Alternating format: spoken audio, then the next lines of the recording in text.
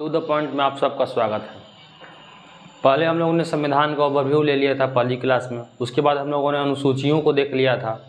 आज हम लोग क्या करेंगे, अनुसूचियों के बाद आज हम लोग भारतीय संविधान के जितने भी विदेशी स्रोत हैं उनका अध्ययन करेंगे। आज हम लोग इसको ख़त्म करते हैं। देखिए, जब भारत का संविधान की बैठकें चल रही थी तो उस समय विभिन्न देशों के संविधानों का अध्ययन किया गया और उसमें से जो भी हमारे लिए रिलेवेंट था उसको लिया गया। तो टोटल 10 ऐसे देश हैं जिनसे कुछ न कुछ हम लोग लिए हैं।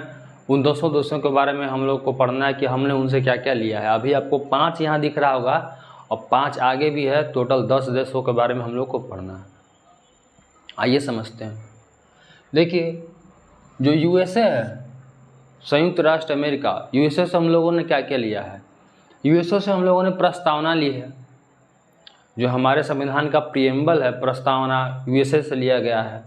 और उसके अलावा मौलिक अधिकार बहुत ही इम्पोर्टेंट है। आगे आप लोग पढ़ेंगे, जो मैं आपको मौलिक अधिकार पढ़ाऊँगा, अनुच्छेद 12 से 35 तक मौलिक अधिकार है। तो उसमें मौलिक अधिकार, अधिकतर मौलिक अधिकार वहीं से लिए गए हैं, अमेरिका से ही। उसके बाद न्यायिक पुनरावलोकन, न्यायिक यानी कि जुडिकल रिव्यू, ये भी वहीं से लिया गया है। इसका क्या मतलब होता है? इसका ये मतलब होता है कि मान लीजिए कि संसद कोई भी कानून बनाई, तो अगर जुडिशरी को लगता है, अगर सुप्रीम कोर्ट को लगता है कि वो कानून संविधान के दायरे में नहीं है, तो वो उसको अवैध घोषित कर सकता है, नल एंड वॉइड घोषित कर सकता है। तो ऐसा करने की अथॉरिटी सुप्रीम कोर्ट के पास है। और ये लिया कहाँ से गया? ये संविधान में प्रावधान आया, अमेरिका से आया प्रावधान न्यायिक पुनरावलोकन का। उसके बाद वित्तीय आपात आज तक इंडिया में लगा नहीं है, लेकिन इसका प्रावधान अनुच्छेद 260 में है। तो ये लिया गया है अमेरिका से। और न्यायालय की स्वतंत्रता, आपको ये पता होगा कि न्यायालय जुडिशरी जो होती है वो हमारी विधायिका और कार्यपालिका से स्वतंत्र होती है। तो जुडिशरी की स्वतंत्रता बहुत ज़रूरी है और ये यूएसए से ही लिया गया है। निर्वाचित राष्ट्रपति का जो निर्वाचन होता है उसका प्रेरणा भी हम लोग यूएसए से लिए हैं। और राष्ट्रपति पर महाभियोग लगाने, इम्पीचमेंट की प्रक्रिया भी हम लोग अमेरिका से ही लिए हैं। इसके अलावा उपराष्ट्रपति का भी प्रावधान अमेरिका से लिया गया है। और सुप्रीम कोर्ट, हाई कोर्ट के जजों को हटाने की प्रक्रिया भी अमेरिका से लिया गया है। तो इतने सारे इम्पोर्टेंट चीज़ों को हम लोगों ने अमेरिका से ही लिया है। आप देखेंगे, एक बार दोबारा रिवाइज कीजिएगा। प्रस्तावना, मौलिक अधिकार, उसके अलावा न्यायिक पुनरावलोकन, वित्तीय आपात, न्यायालय की स्वतंत्रता और सुप्रीम कोर्ट और हाई कोर्ट के जजों को हटाने की व्यवस्था, उनका तरीका, इम्पीचमेंट, महाभियोग उन पर, और उपराष्ट्रपति। अच्छा, आप ये कमेंट करके बताइए कि अभी अमेरिका के उपराष्ट्रपति कौन है। राष्ट्रपति तो न्यूज़ में अक्सर रहते हैं, जो बाइडन। उपराष्ट्रपति कौन है, आप कमेंट करके बताइएगा। अब देखिए, अमेरिका के बाद हम लोग यूके पर आते हैं। यूके का तो हम पर बहुत प्रभाव पड़ा है, यूनाइटेड किंगडम यानी कि ब्रिटेन का। देखिए, ब्रिटेन और ग्रेट ब्रिटेन और इंग्लैंड में अंतर है। आगे मैं आपको जब ज्योग्राफी पढ़ाऊँगा तो उसमें आपको बताऊँगा कि इन सबों में यूके और यूनाइटेड किंगडम और इंग्लैंड और ब्रिटेन, ये सब में क्या अंतर क्या है। तो यूके से हम लोग क्या क्या लिए हैं? यूके से हम लोग लिए हैं संसदीय शासन प्रणाली।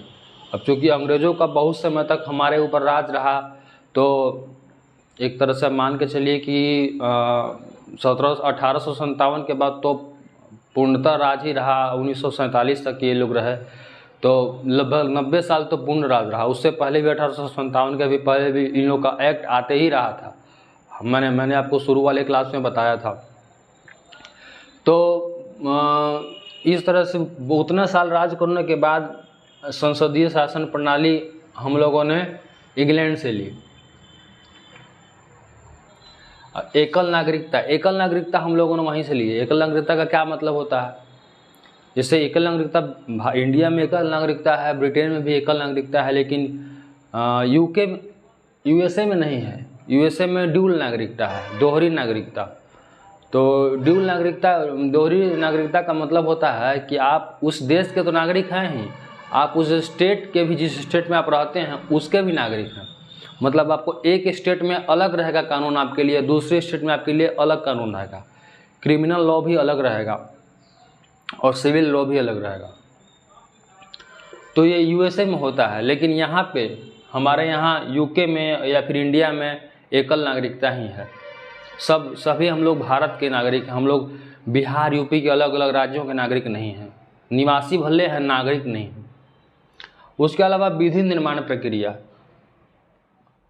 किस तरह से संसद में कानूनों का निर्माण किया जाएगा, ये विधि निर्माण प्रक्रिया हम लोग इंग्लैंड से लिए हैं, मतलब यूके से लिए हैं विधि निर्माण प्रक्रिया। उसके अलावा विधि का शासन, रूल ऑफ लॉ, हमारे देश में जो रूल है उसी के अनुसार ही शासन चलेगा, रूल ऑफ लॉ होगा। ये हम लोग ब्रिटेन से लिए हैं। संसदीय विशेषाधिकार, संसद के सदस्यों को जो भी विशेषाधिकार मिला हुआ है, प्रिविलेज मिला हुआ है, वो हम लोगों लिए हुए हैं यूके से। मंत्रिमंडल प्रणाली, मंत्रिमंडल प्रणाली का मतलब होता है कि जैसे कैबिनेट इंडिया में है, यूके में भी कैबिनेट है और सब देशों में भी कैबिनेट है, तो कैबिनेट की जो भी प्रणाली है उसको हम लोग लिए हैं यूके से। परमाधिकार, लेख और द्विसदनवाद, द्विसदनवाद का मतलब यही होता है कि इंडिया में 2 सदन है, राज्यसभा लोकसभा। तो ये राज्यसभा और लोकसभा कॉन्सेप्ट आया कहाँ से? ये ब्रिटेन से आया। कैसे? वहाँ पर होता है हाउस ऑफ कॉमन्स,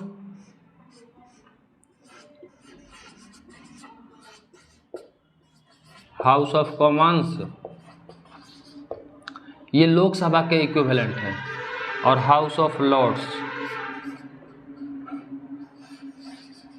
ये राज्यसभा के इक्विवेलेंट है। तो हाउस ऑफ कॉमन्स और हाउस ऑफ लॉर्ड्स, वहाँ 2 सदन हैं। तो उसी तरह से यहाँ पर हाउस ऑफ कॉमन्स के तुलना के इक्विवेलेंट लोकसभा और हाउस ऑफ लॉर्ड्स के इक्विवेलेंट राज्यसभा लिया गया, बनाया गया है। तो हम ये पाते हैं कि ब्रिटेन से ये चीज़ें लेंगे। आपको ये सारी चीज़ें याद रखनी होंगी, ये सारे से डायरेक्ट क्वेश्चन आते हैं एग्जाम में। अब देखिए आयरलैंड से क्या क्या लिया गया है। आयरलैंड से लिया गया है डीपीएसपी, यानी कि नीति निर्देशक तत्व, directive principle for state policy. माने भारत में जो नीति निर्देशक तत्व हैं उसमें ये जिक्र है कि ये कहाँ कब से कब तक है, अनुच्छेद 36 से लेकर अनुच्छेद 51 तक है नीति निर्देशक तत्व। इसमें जिक्र है कि भारत के स्टेट को किस तरह से कौन से कार्य करने हैं, इंडिया को कौन से कार्य करने हैं, देश को कौन से कार्य करने हैं जनता की भलाई के लिए। तो उसकी नीति निर्देशक तत्व बनाया गया है इसमें।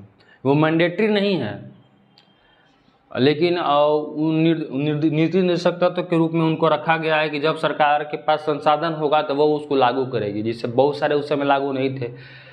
जिसे इसमें था डीपीएसपी में शिक्षा का अधिकार, तो उस समय हमारे पास संसाधन नहीं था जब हम आज़ाद हुए तो, लेकिन अब हमारे पास संसाधन है तो हम लोग RTE ला दिए हैं, शिक्षा का अधिकार सबको मिला हुआ है। तो पहले नहीं लागू था ये। उसी तरह से जो उस समय लागू नहीं थे धीरे धीरे लागू होते जा रहे हैं। पंचायती राज उस समय लागू नहीं था, पंचायती राज पहले डीपीएसपी में ही था। अब पंचायती राज को मैंने बताया कल आपको, अनुसूची में डाल के 73वां और 74वां संविधान संशोधन करके पंचायती राज 73वां के थ्रू कर दिया गया मैंडेटरी। सारे स्टेट में पंचायती राज लागू है। तो डीपीएसपी ये हो गया। तो ये आयरलैंड से आया है, आयरलैंड की ही एनी बेसेंट थी। और राष्ट्रपति का निर्वाचक मंडल, ये बहुत ज़रूरी है, ये अभी बहुत रिलेवेंट है। क्यों? क्योंकि हाल में ही राष्ट्रपति का चुनाव हुआ। हाल में ही राष्ट्रपति का चुनाव हुआ। आपने देखा होगा कि अभी द्रौपदी मुर्मू हमारी राष्ट्रपति बनी, उड़ीसा की रहने वाली हैं। तो इस तरह से आप देखेंगे कि राष्ट्रपति का जो निर्वाचक मंडल है उसमें कौन कौन लोग वोट देंगे, कौन कौन लोग वोट नहीं देंगे, इसका जो प्रोसेस है, जो प्रक्रिया है, जो निर्वाचक मंडल है, वो हम लोग लिए हैं आयरलैंड से। उसके बाद मनोनयन। मनोनयन का मतलब क्या होता है? मनोनयन का मतलब ये होता है कि किसका मनोनयन। मैंने पूरी यहाँ पर पूरा बात नहीं लिखा है स्पेस की कमी की वजह से। मनोनयन का मतलब होता है कि राष्ट्रपति संसद में जो भी साहित्य, कला, विज्ञान के क्षेत्र से जिनको भी मनोनीत करते हैं उनका मनोनयन। तो 12 मनोनयन हो सकते व्यक्तियों का राष्ट्रपति अपने से मनोनयन कर सकते हैं। अपने से करने का मतलब कि वो खुद से नहीं करते, वो गृह मंत्रालय के अनुशंसा पे ही होता है मनोनयन। तो ये हम लोग देखिए 3 बहुत इंपॉर्टेंट चीज़ हम लोग लिए हैं आयरलैंड से, बहुत ही ज़रूरी। जैसे डीपीएसपी यानी कि नीति निर्देशक तत्व, राष्ट्रपति का निर्वाचक मंडल। इसको आप ध्यान रखिएगा, ये सवाल आ सकता है क्योंकि हाल में ही राष्ट्रपति का और उपराष्ट्रपति का चुनाव हुआ। उपराष्ट्रपति हम लोग आगे देखेंगे कहाँ से आया हुआ है। आप देख ही रहे हैं कि उपराष्ट्रपति यूएसए से आया हुआ है। तो आप देखिए कि निर्वाचक मंडल राष्ट्रपति का हम लोग आयरलैंड से लिए हैं, और राष्ट्रपति के पास जो अथॉरिटी है, जो पावर है मनोनीत करने को सदस्यों की, वो भी हम लोग आयरलैंड से लिए हैं। आयरलैंड है कहाँ? आयरलैंड इंग्लैंड के ही बगल में है, यूके के ही बगल में देश है आयरलैंड। अब हम लोग आगे आते हैं ऑस्ट्रेलिया। ऑस्ट्रेलिया से हम लोग क्या क्या लिए हैं? ऑस्ट्रेलिया से हम लोग प्रस्तावना की भाषा, समवर्ती सूची। अच्छा ध्यान रखिएगा, ये प्रस्तावना की भाषा है और ये प्रस्तावना है। प्रस्तावना और प्रस्तावना की भाषा में अलग है। जो प्रस्तावना यूएसए में है, हम लोग उसको एग्जैक्ट नहीं ले लिए, हम लोग उसको प्रस्तावना का मैटर हम लोग यूएसए से लिए हैं, लेकिन प्रस्तावना को हम लोग किस तरह से रखेंगे अपने यहाँ, उसको प्रस्तावना की भाषा को हम लोग ऑस्ट्रेलिया से अडॉप्ट किए हैं। मतलब वहाँ हिंदी में थोड़ी था, लेकिन हम लोग ये अपने अनुसार उसको तोड़ मरोड़ के ऑस्ट्रेलिया से लिए हैं।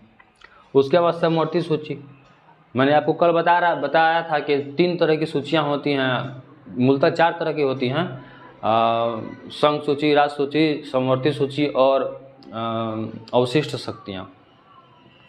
तो जो तीसरी सूची है समवर्ती सूची, वो भी ऑस्ट्रेलिया से ली गई है, जिस पर कानून बनाने का अधिकार दोनों राज्य सरकार और केंद्र सरकार दोनों को होता है। लेकिन अगर किसी मैटर पर दोनों में विरोधाभासी कानून बन गया तो केंद्र सरकार का ही कानून वैलिड होता है। अब संयुक्त बैठक का मतलब होता है कि अगर किसी मुद्दे पर दोनों सदन के दोनों सदनों में सहमति नहीं बन पा रही है, काफ़ी प्रयास के बाद भी अगर सहमति नहीं बन पाती है, तो संसद की संयुक्त बैठक आयोजित की जाती है। संसद की संयुक्त बैठक आयोजित की जाती है, जिसकी अध्यक्षता कौन करते हैं? आप कमेंट करके बताइएगा, इसकी अध्यक्षता कौन करते हैं। मैं आपको बताऊं, इसकी अध्यक्षता स्पीकर ही करते हैं, लोकसभा अध्यक्ष। राष्ट्रपति या उपराष्ट्रपति इसकी अध्यक्षता नहीं करते। संयुक्त बैठक की अध्यक्षता स्पीकर करते हैं, लोकसभा अध्यक्ष। तो ये प्रावधान लिया गया है ऑस्ट्रेलिया से।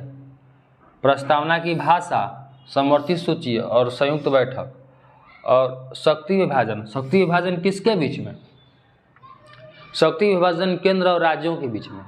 केंद्र को कौन सी कितनी पावर रहेगी, राज्यों को क्या पावर रहेगा, ये सब का शक्ति विभाजन हम लोग ऑस्ट्रेलिया से लिए हैं। उसके अलावा व्यापार, वाणिज्य और समागम की स्वतंत्रता। हमारे देश में कोई भी व्यापार कर सकता है, कुछ भी कहीं भी आ जा सकता है, तो इसका प्रावधान हम लोग लिए हैं ऑस्ट्रेलिया से। तो ये आप इस तरह से इतना देख रहे हैं 4 तक। अब हम लोग आते हैं जर्मनी पे। जर्मनी से हम लोगों ने क्या सीखा है?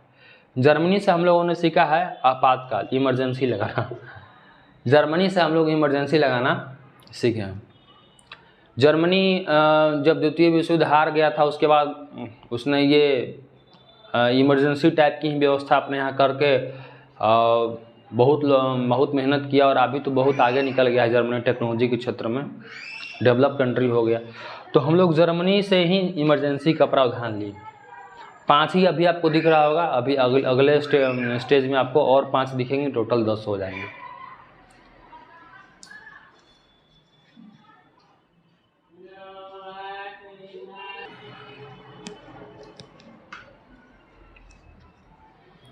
देखिए दोबारा ध्यान दीजिएगा, हम लोग अब कनाडा से क्या लिए हैं? कनाडा से हम लोग संघात्मक विशेषताएं लिए हैं। संघात्मक विशेषताएं का मतलब कि हम लोगों ने भारत को राज्यों का संघ माना है। राज्यों का संघ है जो कभी बिखर नहीं सकता, राज्य कभी अलग नहीं हो सकते। तो हम लोगों ने भारत को राज्यों का संघ मिला है। तो संघात्मक भारत की जो भी विशेषताएं हैं वो हम लोग कनाडा से लिए हैं। उसके अलावा अवशिष्ट शक्तियाँ केंद्र के पास रहेंगी, इसका प्रावधान हम लोग लिए हैं, ये भी कनाडा से। मैंने आपको बताया ना 4 लिस्ट होते हैं, संघ सूची, राज सूची, समवर्ती सूची और जो चौथी सूची है वो बची हुई अवशिष्ट शक्तियाँ।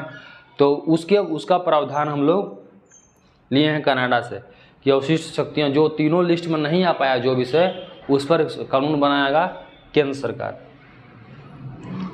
उसके अलावा साउथ अफ्रीका से हम लोगों ने क्या लिया है, साउथ अफ्रीका से हम लोगों ने संविधान संशोधन की प्रक्रिया को लिया है कि अगर संविधान में कुछ भी संशोधन करना होगा, मैंने आपको कल बताया था कि पहला संविधान संशोधन 1951 में हुआ था, जिसमें से 9वीं अनुसूची जोड़ी गई जिसके थ्रू, तो ये संविधान संशोधन करने की प्रक्रिया जो है वो हम लोगों ने ली है साउथ अफ्रीका से। उसके अलावा राज्यसभा के सदस्यों का निर्वाचन, राज्यसभा के जो भी सदस्य हैं उनका निर्वाचन किस प्रकार से होगा, तो इसका प्रावधान भी हम लोगों ने लिया है साउथ अफ्रीका से। तो साउथ अफ्रीका से हम लोगों ने दो चीज़ें ली हैं, एक हो गया राज्यसभा के सदस्यों का निर्वाचन, और पहला से जो मेन सबसे इम्पोर्टेंट है वो हम लोगों ने लिया है कि संविधान में संशोधन, अमेंडमेंट किस प्रकार से होगा कॉन्स्टिट्यूशन में, वो हम लोगों ने साउथ अफ्रीका से सीखा है। इसके बाद हम लोग आते हैं रूस पे। रूस से हम लोगों ने लिए सबसे ज़रूरी चीज़ मौलिक कर्तव्य। मौलिक कर्तव्य पहले शुरुआत में संविधान में नहीं था, बाद में इसको जोड़ा गया, अनुच्छेद 51 क में इसको रखा गया है सरदार स्वर्ण सिंह समिति की सिफारिश पे। तो इंदिरा गांधी की सरकार के दौरान इसको जोड़ा गया था। तो इसका प्रावधान हम लोगों ने लिया है कहाँ से, मौलिक कर्तव्य का, रूस से लिया है मौलिक कर्तव्य। रूस में ही पहले मौलिक कर्तव्य की अभिकल्पना की गई थी, उसके थ्रू ही रूस में काफ़ी डेवलपमेंट हुआ। अभी तो आप देख ही रहे हैं रूस में रूस यूक्रेन के मध्य वार छिड़ा हुआ। अभी पहले तो न्यूज़ में इतना कवर होता था, अब तो कवर करना भी लोग छोड़ दिया, रोज़ का चल रहा है लोग का। अब जापान से हम लोगों ने क्या लिया है, विधि द्वारा स्थापित प्रक्रिया। आप यहाँ ध्यान रखिएगा कि ये विधि द्वारा स्थापित प्रक्रिया है, और यहाँ पे क्या था, विधि निर्माण प्रक्रिया थी। ये विधि निर्माण प्रक्रिया थी, ये विधि का शासन था। विधि का मतलब क्या होता है, विधि किसी किसी का नाम भी होता है, लेकिन विधि का मतलब यहाँ है लॉ। विधि का शासन मतलब रूल ऑफ लॉ, शासन मतलब रूल ऑफ लॉ, माने कानून द्वारा स्थापित प्रक्रिया। विधि मतलब कानून, तो कानून द्वारा स्थापित प्रक्रिया, कानून द्वारा स्थापित प्रक्रिया माने जो भी प्रक्रिया यहाँ होगी इंडिया में, किसी भी चीज़ की प्रक्रिया होगी, या फिर कानूनी प्रक्रिया हो, या फिर रोड बनाने की प्रक्रिया भी हुई, कुछ भी हुई, टेंडर निकालने की प्रक्रिया भी हुई, तो उसका एक पहले से तय फॉर्मेट होगा, तय कानून के अनुसार ही कुछ भी काम होगा। तो विधि द्वारा स्थापित प्रक्रिया हम लोगों ने जापान से लिया है। इससे क्वेश्चन जरूर आते हैं, आपको क्वेश्चन में कंफ्यूज करने की कोशिश करेगा, क्योंकि शब्द मिलते जुलते हैं। ये विधि द्वारा स्थापित प्रक्रिया ये वाला मिल रहा है, उसके अलावा विधि निर्माण प्रक्रिया है, ये विधि का शासन है। तो ये दोनों तो यूके से लिए हैं, इसमें कन्फ्यूजन नहीं होगा। लेकिन ये यूके और यहाँ जापान, ये दोनों अलग अलग है। तो जापान से आप ध्यान रखिए कि विधि द्वारा स्थापित प्रक्रिया ली गई है, rule establish by law, Japan से लिया गया है। उसके अलावा फ्रांस से हम लोग बहुत ज़रूरी चीज़ लिए हैं। ये पहले जो थी, ये देखिए हम लोगों ने फ्रांस से हम लोगों ने प्रस्तावना में स्वतंत्रता, समता और बंधुता के आदर्श को लिया है। प्रस्तावना में स्वतंत्रता, समता और बंधुता का जो आदर्श है, ये हम लोगों ने फ्रांस से लिया है। तो फ्रांस से हम लोगों ने क्या क्या लिया है, स्वतंत्रता, समता और बंधुता। इसके अलावा सबसे ज़रूरी चीज़ हम लोगों ने फ्रांस से क्या लिया है, गणतंत्रवाद। देखिए गणतंत्रवाद और लोकतंत्र में वाद में अंतर होता है। गणतंत्र और लोकतंत्र में क्या अंतर है, तो देखिए भारत एक गणतंत्र देश है और लोकतंत्र देश तो है ही, और इंग्लैंड भी, ब्रिटेन भी लोकतंत्र देश है, लेकिन इंग्लैंड मतलब ब्रिटेन वो गणतंत्र देश नहीं है। लोकतंत्र देश तो है, डेमोक्रेटिक कंट्री है, लेकिन वो गणतंत्र नहीं है। जबकि इंडिया गणतंत्र भी है और लोकतंत्र भी है, बोथ रिपब्लिक एंड डेमोक्रेटिक। जबकि ब्रिटेन केवल डेमोक्रेटिक है, रिपब्लिक कंट्री नहीं है। अंतर क्या है, क्यों ऐसा है, क्योंकि वहाँ जो देश का प्रधान है वो वंशानुगत तय होता है, हेरिडिटरी है। वहाँ पे। अभी हाल में आप देखे होंगे, रिसेंट में न्यूज़ में थी, वहाँ की महारानी जो थी उनका देहांत हो गया बीपीएससी के पेपर के 1-2 दिन पहले, तो उनका वहाँ देहांत हो गया। तो मेरा ये कहना है कि वहाँ जो उनके बाद उनके बेटे राजा बने, तो इस तरह से वहाँ पे जो राजा बनते हैं वंशानुगत चला आ रहा है। जबकि इंडिया में जो भारत के हेड हैं, भारत के हेड मतलब भारत के राष्ट्रपति, सारा कार्य होता है उन्हीं के नाम पे, हमारे तीनों सेनाओं के प्रमुख भी वही हैं। तो ये यहाँ पे इंडिया में भारत में हो गया, या फिर फ्रांस में गणतंत्रवाद है, यहाँ पे वंशानुगत कोई हेड नहीं बनेगा। यहाँ पे चुनाव होगा, इलेक्शन होगा, और इलेक्शन के थ्रू ही आप हेड बनिएगा। जैसे अभी तो राष्ट्रपति का चुनाव डायरेक्ट नहीं होता है, इनडायरेक्ट होता है, लेकिन इनडायरेक्ट चुनाव ही होता है, वो वंशानुगत तो है नहीं। अभी इसके पहले रामनाथ कोविंद राष्ट्रपति थे, अभी वो यूपी के थे, अभी आ गए हैं उड़ीसा की द्रौपदी मुर्मू। तो इस तरह से कोई कभी कहीं का आ सकता है। इसके पहले प्रणब मुखर्जी पश्चिम बंगाल के थे। तो आपने देखा कि यहाँ पर गणतंत्र है, इसका मतलब कि भारत की जो संस्था के, भारत देश का जो सबसे प्रमुख पद है उस पर कोई भी आ सकता है। इस पर कोई किसी तरह का वंशानुगत रिस्ट्रिक्शन नहीं है। जबकि इंग्लैंड में ऐसा नहीं है, ब्रिटेन में ऐसा नहीं है। ब्रिटेन में वंशानुगत रिस्ट्रिक्शन है, वहाँ पर देश का प्रमुख एक ही राजघराने का होगा। जापान में भी यही है, जापान में भी गणतंत्र नहीं है, वहाँ भी देश का प्रमुख जो एक ही राजघराने से होता है। उसी तरह से और भी बहुत सारे एशियाई देश हैं, जैसे कि दक्षिण कोरिया है, वहाँ भी ऐसा नहीं है। तो हम ये पाते हैं कि टोटल 10 देशों से हम लोगों ने क्या क्या लिया है। मुझे लगता है कि आपको एक बार और रिवाइज करने की ज़रूरत है, तो आप रिवाइज कर लीजिएगा, और रिवाइज करके इस सबको पूरा ध्यान रखिएगा। आप इसको नोट्स बना के लिख लीजिए कि किस देशों से क्या क्या लिया है, और जहाँ भी कन्फ्यूजिंग वाला पॉइंट है, जैसे विधि निर्माण प्रक्रिया, विधि का शासन और ये विधि द्वारा स्थापित प्रक्रिया, इसका विशेष ध्यान रखिएगा। इससे क्वेश्चन जरूर आते हैं, आपको इसका ध्यान रखना है। धन्यवाद।